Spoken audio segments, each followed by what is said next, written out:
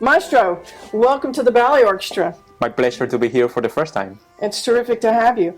The first thing I want to do is congratulate you. I was reading about the prize that you won at the Koninklijke Conservatorium, the Rudy Martinez van Dijk Prize. Yeah, that's really nice. Yeah, can you tell us a little bit about it? I have the feeling when I read about it, it's very new. Yeah, actually, it's the first time that they award that prize. That is intended for a recent graduate conductor to help support the first year of the career after studies that normally is very hard with a lot of application competitions, buying scores. Sometimes we have to travel around the world, so cover visa expenses and all this kind of stuff. So it's really nice. Oh, that's fantastic, and congratulations. We're very lucky to have you. Thank you. That's terrific. So you're not new to Holland. You've lived here for a while? For 2 years already.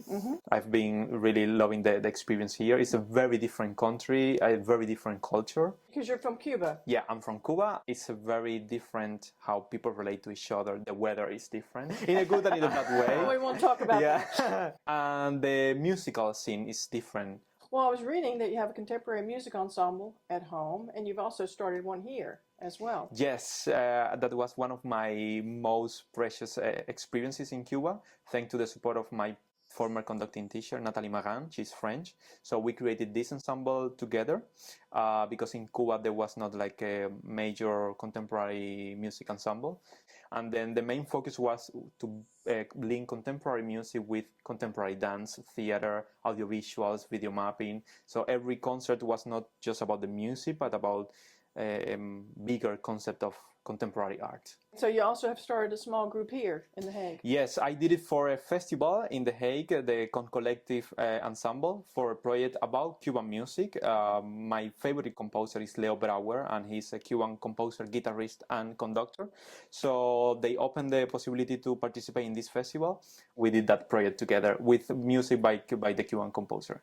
Oh, that sounds very exciting. Yes. And so you had a lot of interest for that. Yeah, definitely. My biggest passion is contemporary music. Oh. And I think that I can make the major contribution as a conductor in the future. I can make it in 20th and 21st century is where I feel more comfortable. Maybe because most of the contemporary music is about rhythm, and rhythm and dance is a very important part of my culture. So we feel it very in the bones. It's a natural combination. It's a natural communication with this music. Yeah. Well, I was reading that you were a cellist, or you still are a cellist, I'm sure. No, I stopped 6 years ago, and I have to say that my mom was very disappointed about that because actually it was my mom's idea to studying conducting. Really? Yes, but the original plan was to study both cello and conducting. So I took the entrance exam for the bachelor in Cuba. I was accepted for both programs, but you are not allowed to study 2 programs at the same time. Oh. So you have to start with one, and then after 1 year, depending of how do they see your performance, they allow you to start the second one. So I started with conducting because it was the new one. I was very curious how it was going to be. And after that year, the dean office wrote to me, okay, are you ready to start cello? Well, what is that? I don't know. What is the cello? No, I don't think so. And then, my mom was very disappointed because I studied 14 years before starting conducting, 14 years of cello studies. So it was living away a big part of my musical journey. And so was it just the suggestion of your mom, or did you have some other outside inspiration thinking, conducting, that's where I want to go? Well, I got the inspiration after I started. The principal idea, okay, working with people, having a baton and, making music together. But since my first year of studying, I got very busy creating projects with my friends and being assistant in orchestras. My debut was with Rite of Spring by Stravinsky. Oh, I know that piece. The ballet, amazing. And with a ballet. And after that, I had to step in for a conductor. Oh, wow. And then I realized, okay, this is my thing. And I know that you also did some opera with Opera Forward Festival. Oh, yeah. So how did those two things come about? Well, with the production of Rite of Spring, that was my first meeting with the ballet, and it was amazing. And after that, I got invitation for conducting a contemporary version of Nutcracker. And with my own ensemble, we did singing ballet. So it was originally an opera. And we want to do a production, but the singers were part of the ensemble and the dancers were telling the whole story of the opera. And that was a really amazing experience. How do you like NDT and doing Bolero? Yeah, it's amazing. It's before coming to the Netherlands, I didn't know them, and in my first year here, I went to a performance because I was very curious.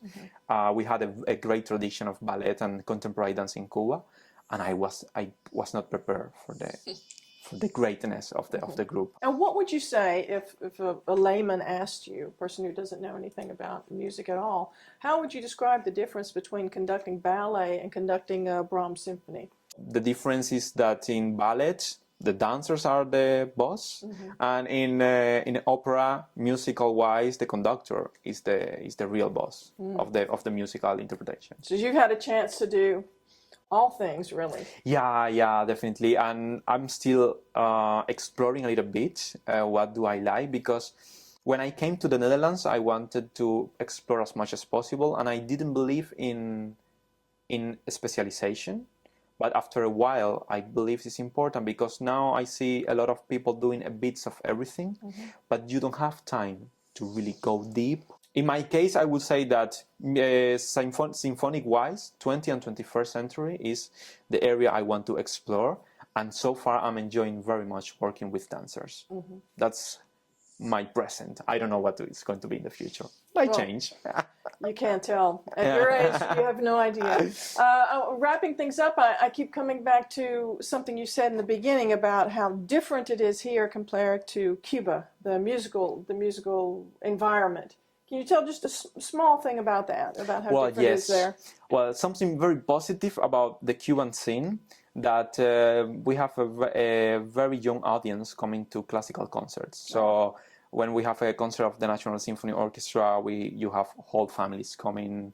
And the big difference in the Netherlands is that most of the audience for classical music is mostly my age. Yeah, something like that.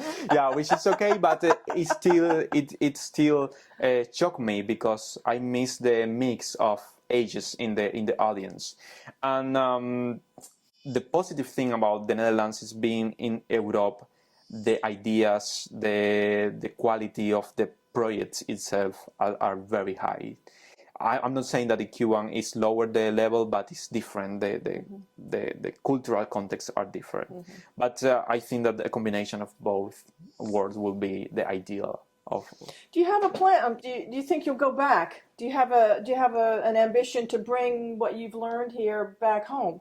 Well, I feel that I have a responsibility with Cuba, because I was very lucky to work with a lot of orchestras there from the beginning. And every time that I come to Cuba, I will definitely conduct and I will do projects. And I'm already thinking about projects to bring to Cuba. I want to stay in the world and be able to explore new places and new cultures, because I'm kind of young. So I don't know if in the future I will want to come back to Cuba. But definitely every time that I go back, I want to work with them. Well, thank you so much. My pleasure. It's been great fun chatting with you. My pleasure. And look forward to the performances the rest of the week. It's going to be fantastic.